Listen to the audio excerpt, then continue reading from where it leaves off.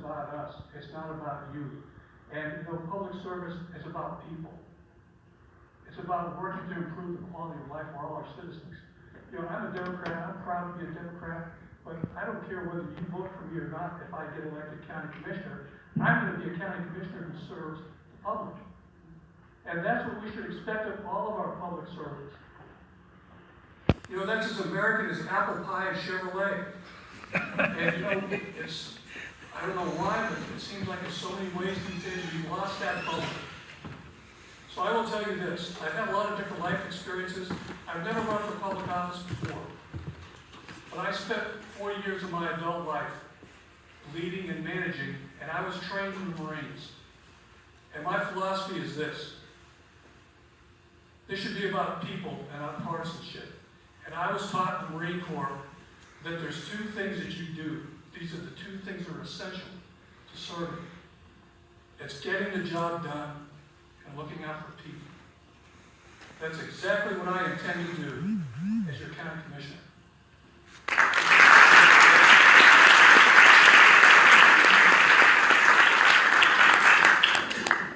Our county is still suffering from one of the worst natural disasters to hit our area in quite some time. So we're going to begin with some yes or no questions just to set some benchmarks. Okay? Yes or no? Does human activity exacerbate global climate change? Yes. Yes, sir. Mr. Cadet? Why? Yes. Ms. Thomas? Yes. Ms. Pratt? Emphatic yes. Okay. Do you believe that future storms will be stronger because of climate change? Ms. Pratt? Yes. Ms. Tomlin? Obviously. Mr. Cadet? Yes. Mr. Vitale? Absolutely. Would you support a county study on the feasibility of upgrading existing county properties, existing buildings, schools, or etc., to be able to withstand a Cat 5 hurricane in order to be used as a public shelter? Mr. Vitale? Absolutely. Mr. Cadet? I think it's a must. Ms. Tomlin? I can't believe it hasn't been done yet. Ms. Pratt? Yes.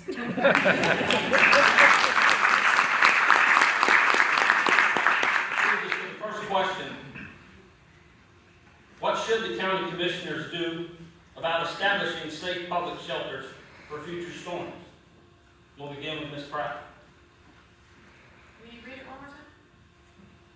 Will you read the question one more What should county commissioners do about public shelters, either building new ones, developing existing properties, or providing public shelters during future storms?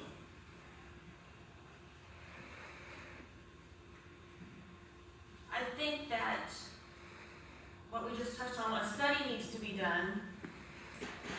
A plan needs to be put into place so that the disaster that we just went through, the people in our county won't suffer as much if we have a plan in place. And I think that this go around, we weren't prepared because there was not a lot of forethought. I think if we plan for the future, then it will help immensely. Thank you. Ms. Tomlin. I think that there absolutely needs to be a shelter built that can have to be a multi-use building that can be used possibly for civic functions, community events when it's not in use as a shelter. I can't believe that we live in Hurricane Alley and this has not been something that has been thought of before. A majority of the people in the county live in mobile homes or apartments. A majority of the people in the county that live in these places are paycheck to paycheck like myself, and we could not afford to leave, so there has to be some safe shelter for people like us.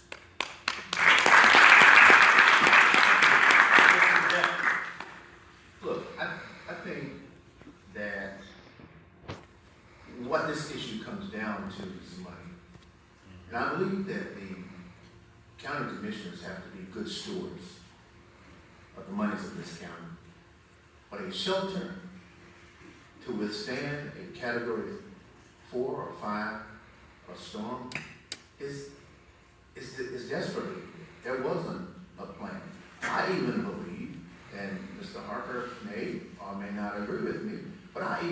believe that our school system, our schools, maybe not all, I think we have like 18 schools in this county. Right. But even our schools need to be prepared, better able to withstand at least a Category 3 storm. This makes no sense. Thank you, sir. Mr. McCallum. I keep finding you guys that come back and follow. Here's what I would think, and, once again, having been a Marine, you spend a lot of time thinking and planning for what you're going to do, what your mission happens to be. And in this particular case, I think the mission is, we were very fortunate in a lot of ways. A lot of people got hurt out there, they lost their homes, things have been very difficult for a lot of people. But it's not too soon to be thinking about the lessons learned that came out of this particular event. Because this event and others of its same type are going to happen again. And we don't know what we're going to face next time.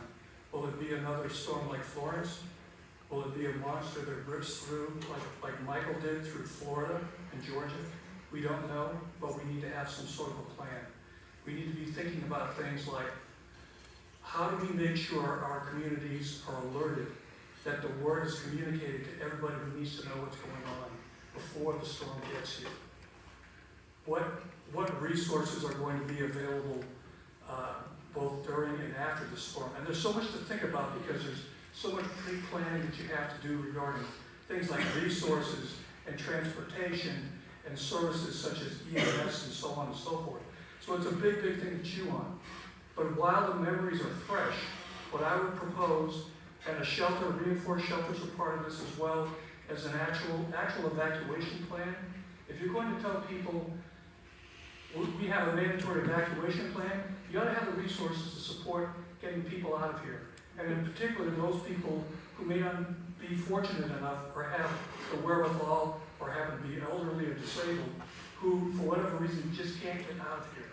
We need to do something about this. I propose that we form a working group, led at the county level, and I'm not talking about the commissioners or the mayors of the municipalities necessarily. I'm talking about people who would typically be the ones who would do a lot of the planning, the town manager types, the people involved in services, the people involved in emergency services, and so forth, who can get together, do an analysis of what they did well and what they did wrong, and put things in place where we have an executable plan that will help to ensure public safety the next time.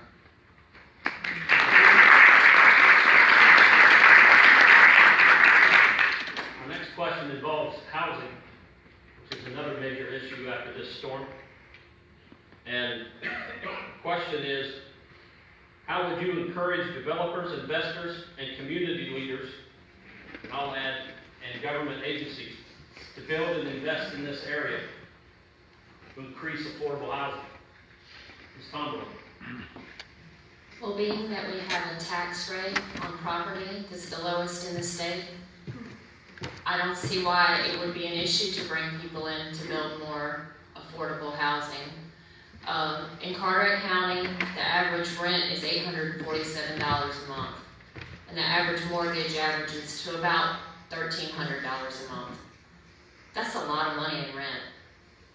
And all these mobile homes, like in my area down 9 Foot Road, they're older. They're not going to withstand too many more years. So we desperately need places for people to be able to live that they can afford. I don't see why there aren't incentives in place.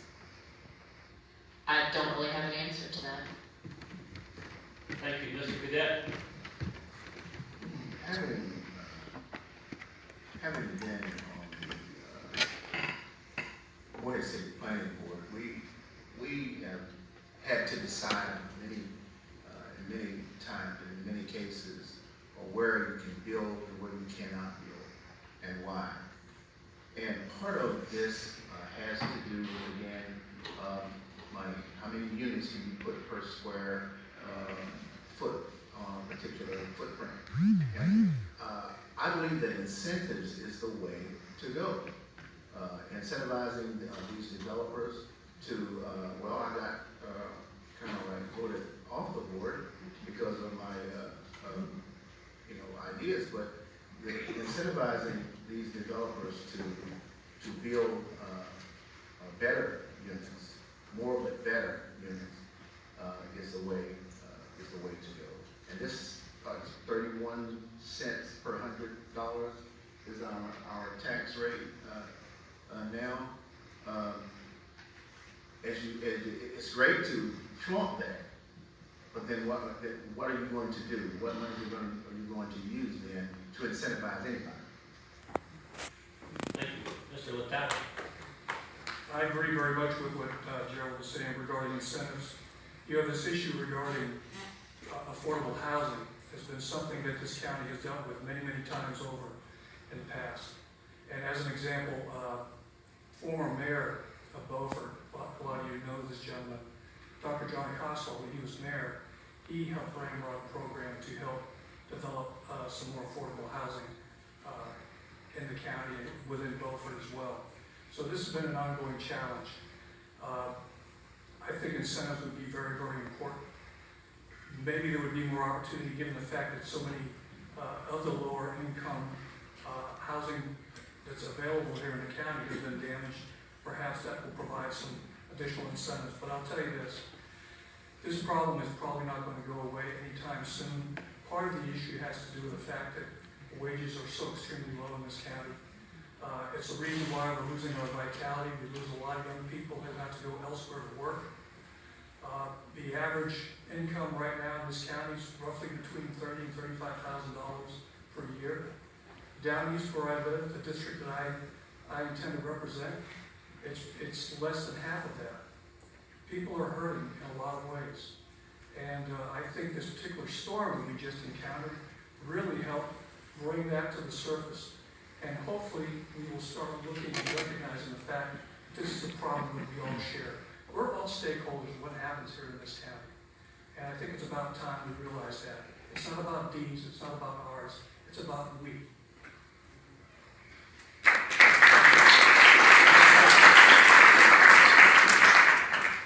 Gerald took the words out of my mouth earlier, so I would just parrot what Gerald had to say about incentives. Thank you. The next question is concerning jobs. What role does the county commissioners play, if any, in bringing jobs to Carteret County? And what should they do, if anything, in order to assist that? Mr. Cadet.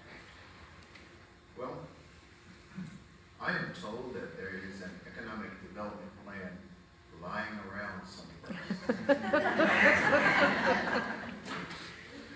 And if it is, I would like that plan to be pulled out and that we can look at this plan and better develop this plan. And the county commissioners have a vital role in doing that. The county commissioners, of at least this county, of the 100 counties in the state, have a lot of power. A lot of power. And they can incentivize businesses to ensure that we have better jobs. But look, jobs is also linked. Everything is linked. Jobs is also linked to education. There's also got to be. I would support as a county commissioner increasing that supplement that we were talking about as a means of somehow, I don't know the complete answer, but as somehow changing or adjusting the curriculum in the school system that might, and some of that is being done now, but more of that needs to be done. And I think the county commissioners can play a vital role. Thank you. Mr. Latata. A couple of years ago, we had an economic development council here that kind of got into disarray. And in the last year, a reorganization took place where now the replacement for the EDC is kind of a combination of a private and public enterprise. It's led by a guy by the name of Don Kirkman. And I think there's some good things that will probably come out of that. And the reason why I say that is they do have a plan, a basic plan related to increasing things like broadband expansion, maybe doing some increasing of capabilities in places where you might be able to bring in some light industry. They're encouraging existing businesses to do some expansion. I think it's really important that we recognize the fact that one of the great resources we have here are all these marine labs and marine fisheries, state fisheries and so forth. I think there's a real opportunity there in regard to looking at what we can do in the future related to 21st century sustainable jobs in industries like fisheries. And as an example, I've been a long proponent of aquaculture. I think that's something that could really, really have significant impact here economically for lots of people. So I think we need to incentivize that. I give this community college an enormous amount of credit. They have a tremendous aquaculture program here that's creating opportunities. Here's the other part though, and this has to do with what the commissioners can or can't do. Some people think the best thing about this county is that we have the lowest tax rate in the entire 100 counties in North Carolina. And that's all well and good. But there are times where you need to look at things in terms of investment. And you can't grow our economy locally unless you're willing to put some sort of investment into our economic future. And that's one of the things that they've been very, very reluctant to do. I don't mind squeezing blood out of a nickel. I get that. I think that's an important thing to do. I think the taxpayers deserve the best bang they can get for their buck. But you also need to have some kind of vision in regards to, it's great to talk about economic expansion and development. It's great to have these things in place and ideas. You've got to have some horsepower behind those things. And that's where investment comes in. And that's where the commissioners come in. Thank you. Ms. Pratt?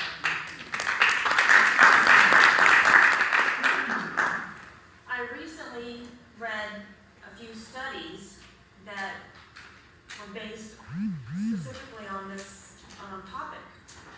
And they all came to the conclusion that when employers are looking for places to build, they look for areas that have a good quality of life.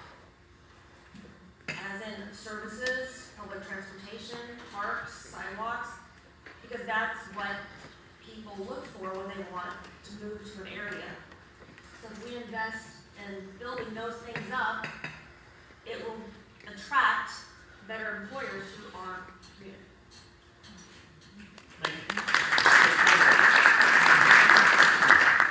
Because I'm going last, I get to piggyback off of everybody else. All of these things are related to one another that we're discussing tonight. Our economy is based on the waters. If we don't have clean waters, then our economy goes down with our commercial fishermen and our tourism. We have this opioid epidemic, which attacks our workforce and has made it harder to find reliable workers in a lot of the industries.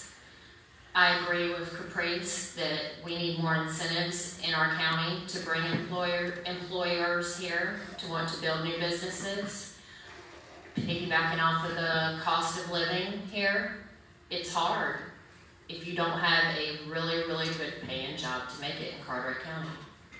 So I think that all these incentives are great. We need to bring in employers that are willing to give benefits, good benefits, and have steady jobs. And thank you.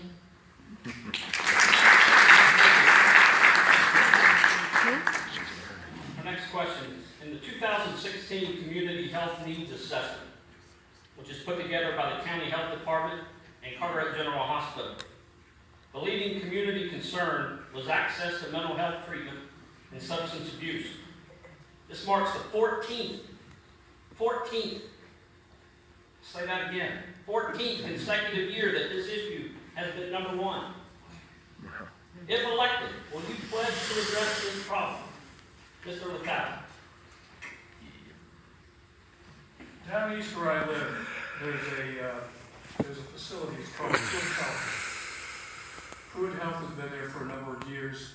It appears that sometime in the next 3 years, they're going to be relocating that facility to Beaufort.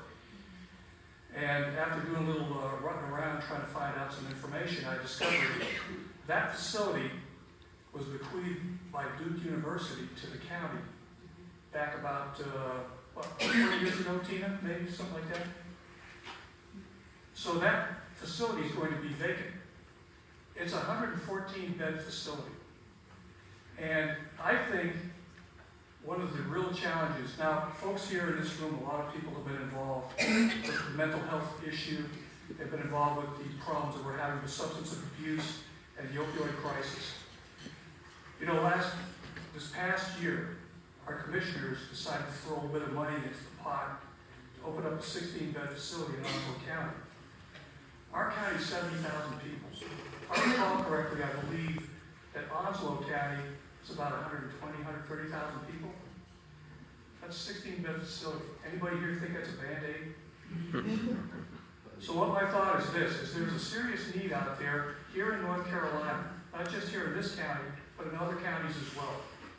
Why couldn't we look at putting an investment into that facility, that county-owned facility, and perhaps develop our own mental health, substance abuse facility where we could seriously address our own problems as well as possibly provide some regional support for other people. And I talked to a couple of different people, including a clinical psychologist here in town who's been involved with similar programs in places like Florida. This is an entirely doable thing. But you know, to do something, you've got to want to do something. And the incentive is, as far as I'm concerned, if I'm elected, I'm going to push for this plan about hurricanes, about planning for that. I'm also going to push for this facility. Because among other things, it would be good for this community, it would be good for the public health of our citizens. And on top of that, it would also help to ensure that my down east community, where people are already struggling for jobs, might actually have a few jobs open to them. If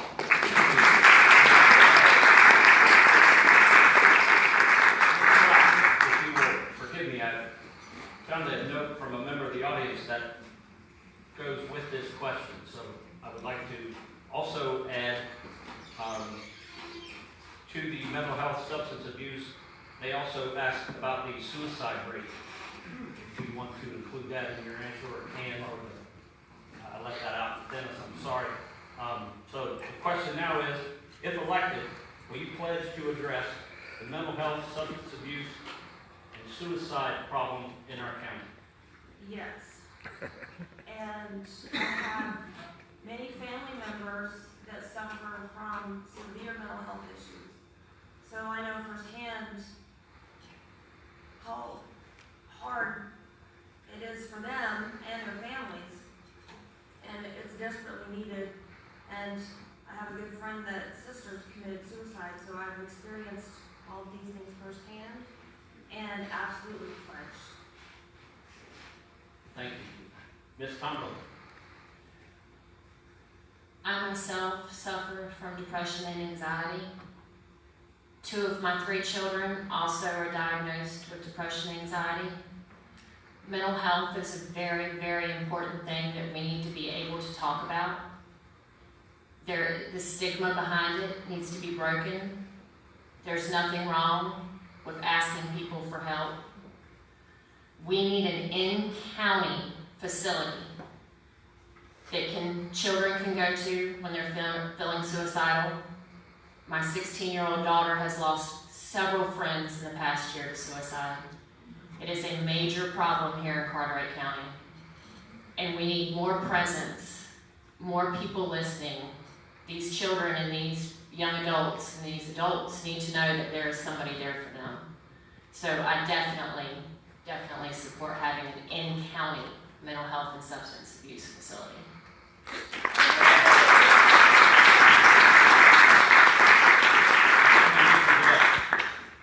Well, the short answer is yes.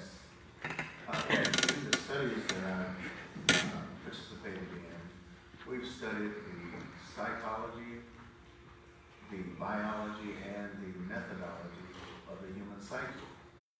And this is a real problem. And I believe that if we were to just do a survey, we would find that many, if not most people, have some sort of relationship or association with someone who has had mental issues and even suicidal issues.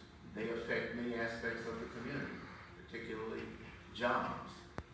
So I support definitely an in-county facility, whether it be the facility Mr. Italian has spoken of or another facility. Yes, absolutely.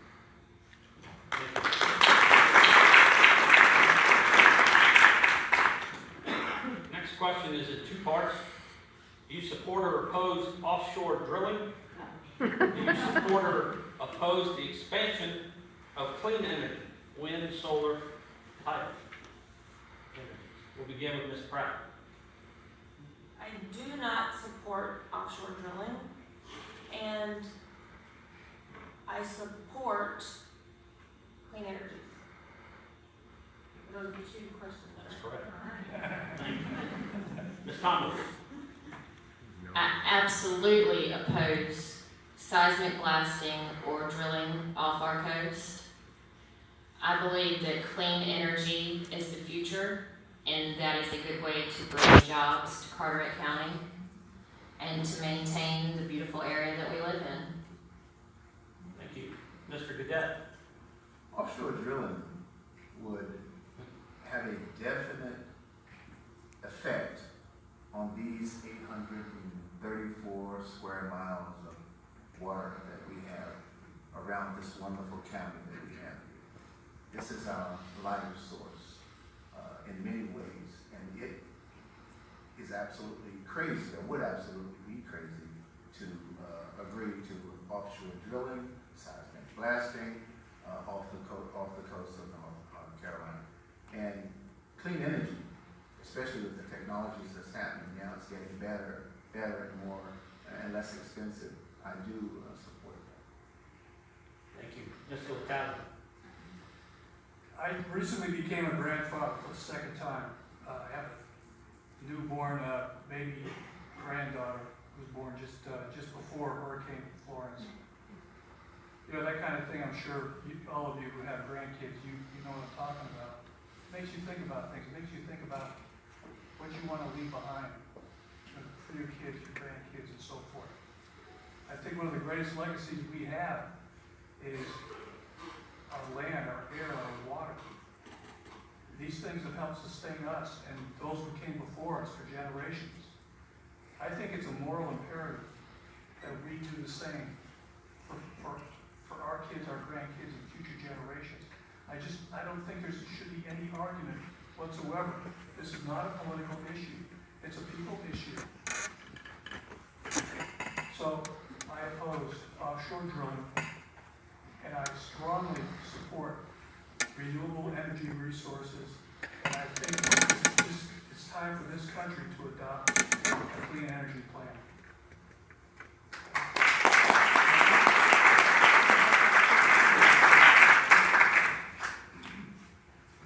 Our next question is, do you feel you can work with the other side? Meaning Republicans.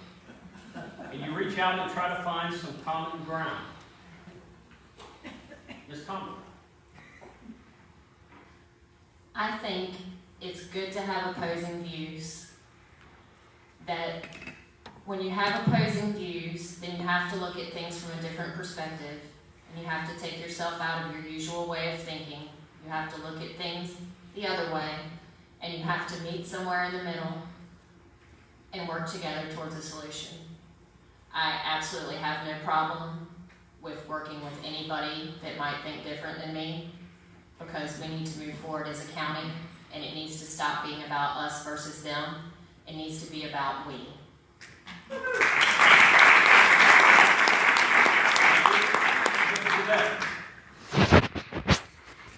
Well, my position on this issue is, when we start thinking about just us, we then rob ourselves Because when two minds come together, and as I've been canvassing over this county, I have met with, as I said, Republicans and Democrats, and I have stood and discussed this very issue back and forth. And by the end of the conversation, we both agreed to disagree, but the two minds have got to come together. So yes, I would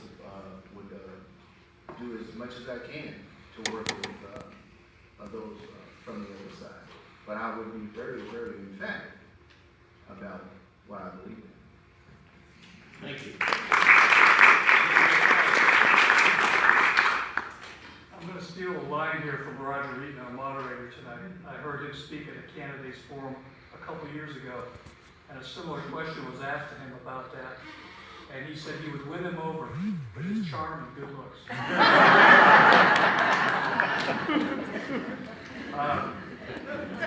Seeing that I like both of those, here's what I believe. You know, once again, I would focus on the fact that we're there to serve the people of this county. It's not about being a commissioner. It's not about being in charge. It's not about power. It's not about any of those things. And I would emphasize that at every opportunity. Now, I will tell you this, because I'm a Marine, I grew up a team player. But in that team environment, when you felt something was wrong or that something could be done better, it was your responsibility to stand up and say so. And I don't think we should ever lose sight of that fact. Now, I've been a little tough on those guys a couple of times for things that they've done and failed to do. And I won't apologize for that ever. But I am more than willing to work with anybody who has sensible ideas that are good for our community, that are going to move us forward. If they're not, I am going to gauge what the public says and what they're telling us. And as an example, this offshore drilling issue is very, very common. I have not met one person during the course of my campaign that I've talked to, Republican, Democrat, Independent, apple, banana, orange, whatever it happened to be, who didn't think that offshore drilling is not a good idea and that it would really impact what we have here. So on those types of issues, I will always stand firm, but I'm always willing to work with the other side, and hopefully, and I say this hopefully, that they will be adult enough to be able to do the same with me.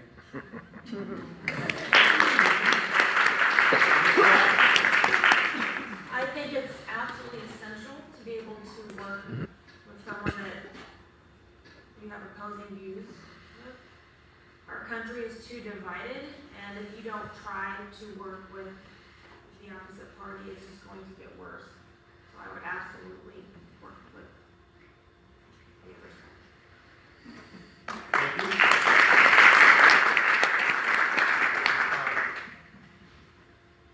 Our next question involves the partisan school board issue.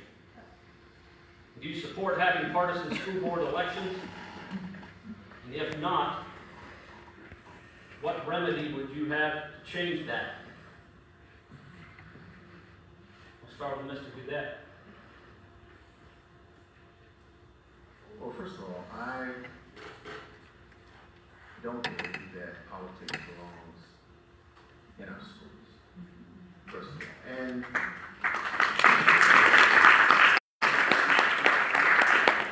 it is my understanding that there is a process that is involved with changing this issue.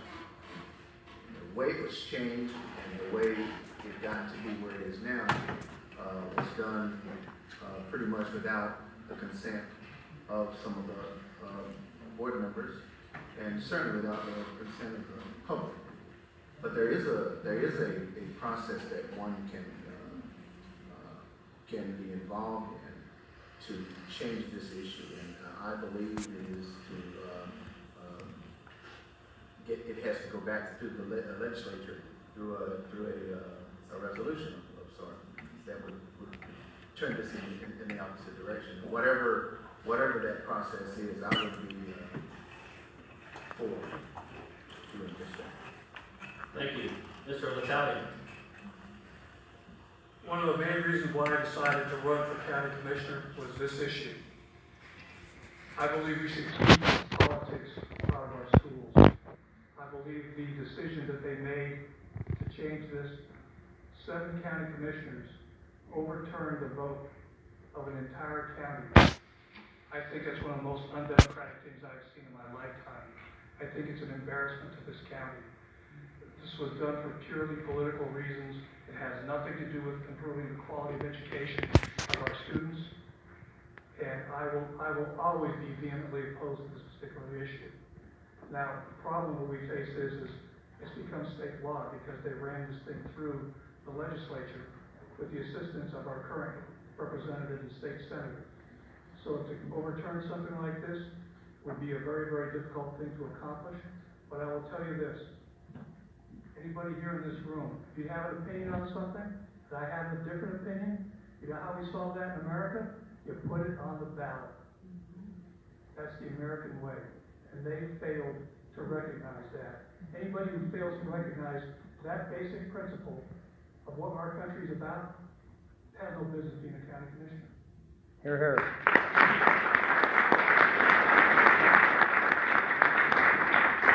Thank you. Ms. Pratt? I oppose a partisan school board, and said earlier by the Board of Education candidate, politics should not be part of that process, and I think that the citizens need to be involved, and that it should be put on the ballot so they can vote for it like they did in the Thank you. Ms. Thompson? Completely oppose having partisan school boards. I'm the child of an educator. I went to college to be an educator myself. Education is very important to my family. I have 3 children currently in the Carteret County Public School System. It is about the kids, not politics. It's not about an R or a D. It's about curriculum. It's about schools being safe. It has absolutely nothing to do with your party affiliation. It has to do with the kids. I do not believe in backdoor politics, and it was a very sneaky way that they passed this through consent agenda. So I absolutely oppose partisan school boards.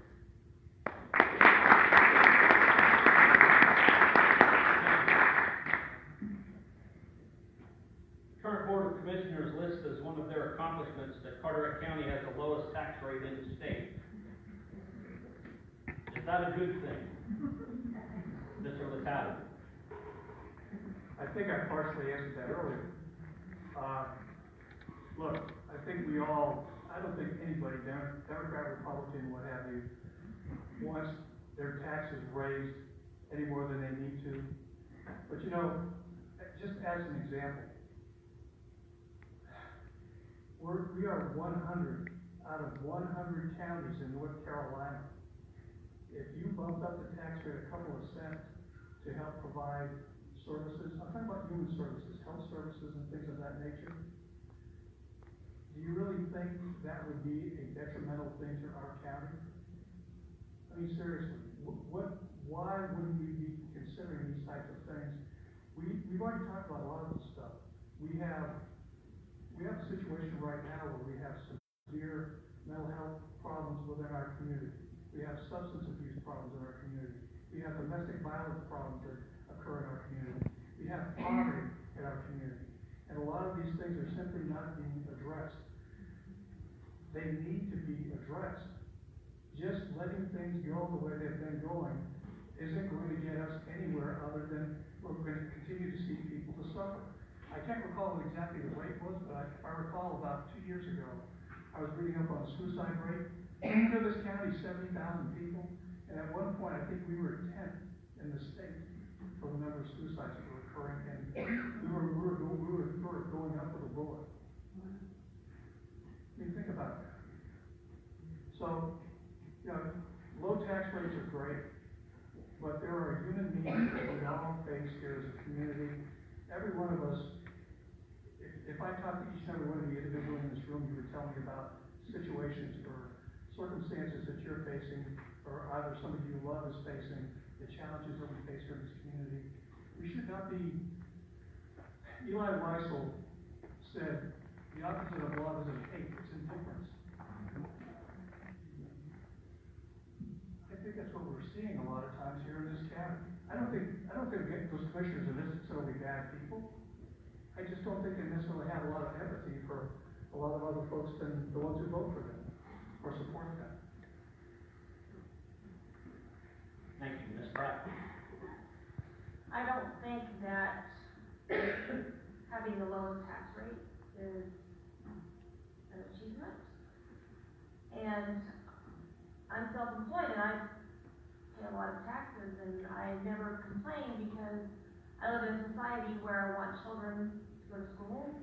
I want to drive on safe bridges and I want potholes to be built. So I think that sometimes we have to raise taxes to be able to do those things efficiently. Thank you, Ms. Tomberlin. Like I stated earlier, we're a paycheck-to-paycheck family, so I darn sure don't need my taxes to go up. But realistically, I'm also a person that thinks everything through. I want my kids to go to good schools. I want to drive on good roads. We need good parks. We need more beach accesses. And you get that through raising your taxes. So I would not oppose the idea of it if it came up. Mr. Cadet.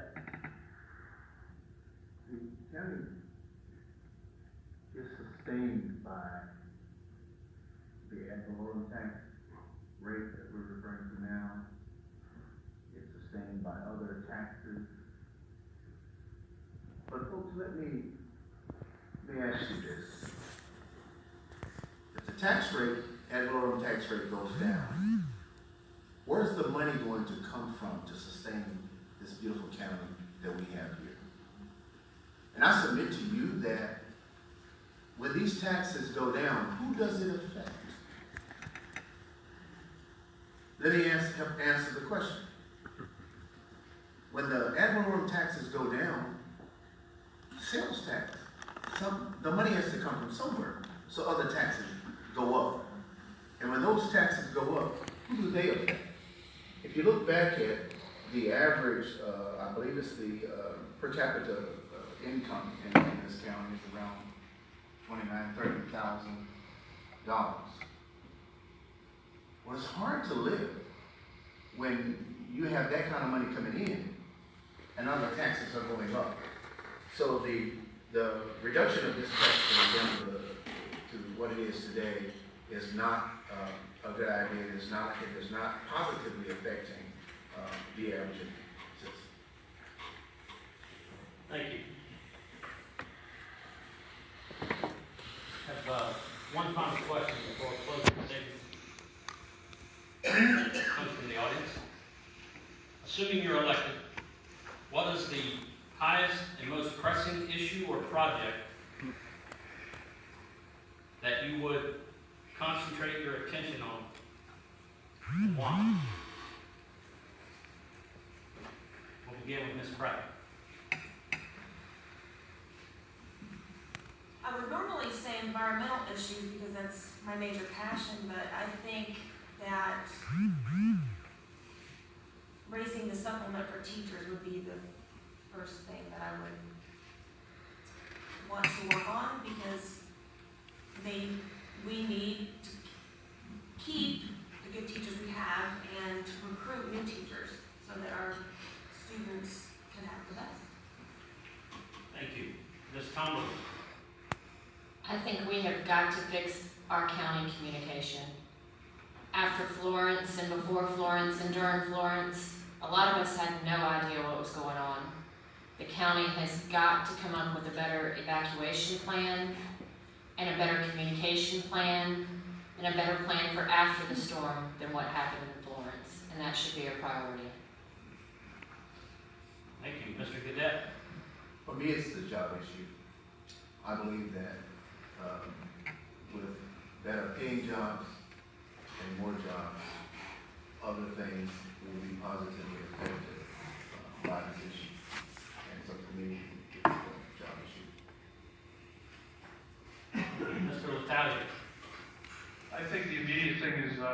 hurricane recovery, there's still a lot to be done. There's still a lot of people out there that are dealing with issues when it comes to being displaced. Obviously, if you look at the roadsides, we still have lots of debris problems and things of that nature. So I think that's probably the most pressing concern. And I mentioned earlier about the idea of forming a working group to examine how we can deal with some of these things better in the future. But if it was just any other day when Hurricane Florence hadn't blown through here, I would probably focus much more on concern regarding the opioid issue and the mental health issue. I think that's a growing concern. I think it's time that we really take a serious look at addressing that problem. I'd like to thank you all for taking time to be here this evening. We will wrap up with your closing statement, and we will begin with Ms. Tomberlin. Again, I'm Katie Tomberlin. I'm running for County Commissioner in District 2, which is Newport and part of Broad Creek. I just really want to emphasize the fact that it's very important to get out and vote. Elections can be won by just one vote, and I know a lot of people feel like their vote and their voices don't matter, and they really, really do. It's time that we have fair and equal representation, and that we don't have people on the board that are there just for their own agendas.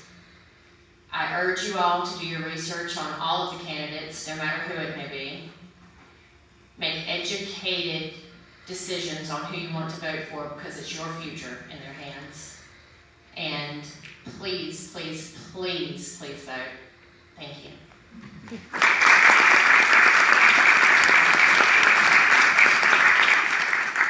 you. Mr. Cadet. First of all, I want to thank my lovely wife of 28 years for being here with me tonight. And I want to thank you for having me here. And I just asked for your vote because this county is going to be in better hands with commissioners like us sitting on those seats. And we are going to fight for you. And not just one person, but every person in the county will be looked after. It doesn't matter what color, what gender, how much money you make, we're going to fight for you. So I thank you so much.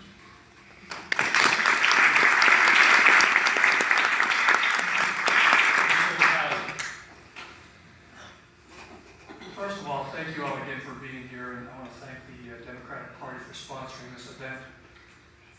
There's a lot to be said at this particular point. We're less than 2 weeks away from the election. This election's a pretty big deal.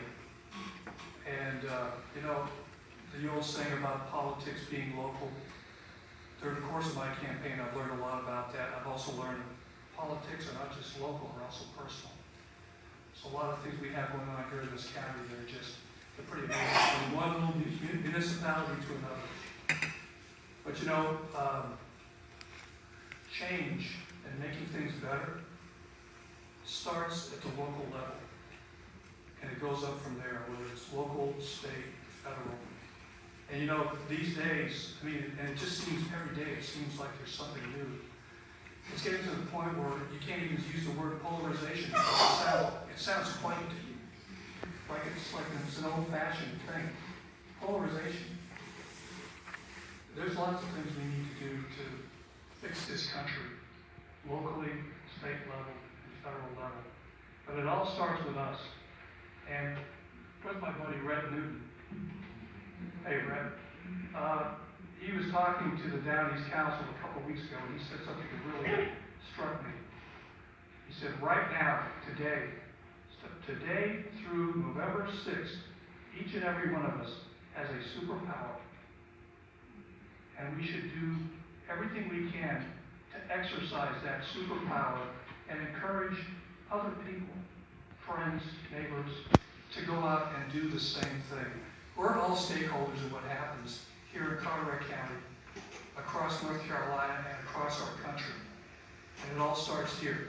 Please get out there and vote. I'm asking for your help and your support and your vote. My name is Dennis Totale. I'm running in District 6, Down East area. And no matter where you live in Carteret County, you can vote for me. And I would ask you to ask your friends to do the same as well. Thank you all again for your time. And as I've said over and over again, together we can do better.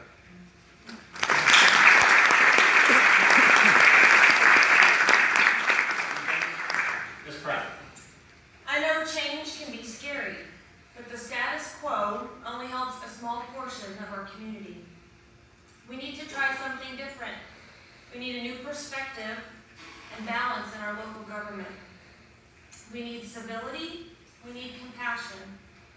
I put myself out there amongst all the divisiveness, not for myself, but because the people of my district and this county deserve to be treated with respect. I will work for everyone, not just the people who think the way I do. Thank you all for being here.